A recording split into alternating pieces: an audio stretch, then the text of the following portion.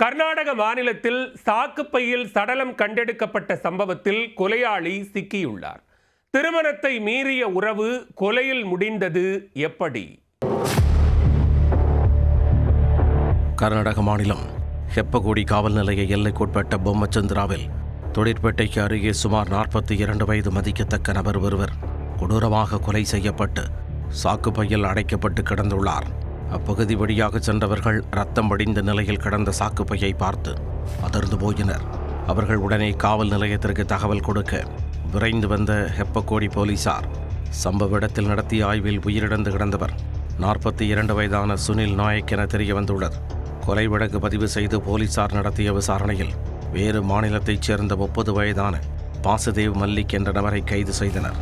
அவரிடம் விசாரித்த பொழுது திருமணத்தை மீறிய உறவு கொடூர கொலைக்கு காரணம் என்பது தெரிய வந்தது.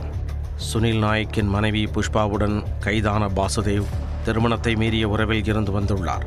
இந்த விவகாரம் சுனில் நாயக்கிற்கு தெரிய வரவும் இருவரையும் கடுமையாக கண்டித்துள்ளனர். இதனால் ஆத்திரமடைந்த பாசுதேவ் புஷ்பாவுடனான தனது உறவை தடையின்றி தொடர்வதற்காக சுனில் நாயக்கை கொன்று விடுவது என்ற முடிவிற்கு வந்துள்ளார். சம்பவத்தன்று மது அருந்தலாம் என கூறி சுனில் நாயக்கை அழைத்துச் சென்றுள்ளார் பாசுதேவ். இருவரும் மது அருந்திய நிலையில் போதை தலைக்கேறிய நிலையில் இருந்த சுனிலை மறைத்து வைத்திருந்த கத்தியால் சரமாரியாக குத்தி பாசுதேவ் கொலை செய்திருக்கிறார் என்பது விசாரணையில் தெரியவந்தது. சுனில் இரத்த வெள்ளத்தில் சரிந்து உயிரிழந்ததும் அவரது உடலை ஒரு பிளாஸ்டிக் பையால் சுற்றி சாக்கு பையில் அடைத்து தொழிற்பேட்டைக்கு அருகே வீசியதாக கூறப்படுகிறது. கொலைக்கு பயன்படுத்தப்பட்ட கத்தியை போலீசார் மீட்டுள்ளனர்.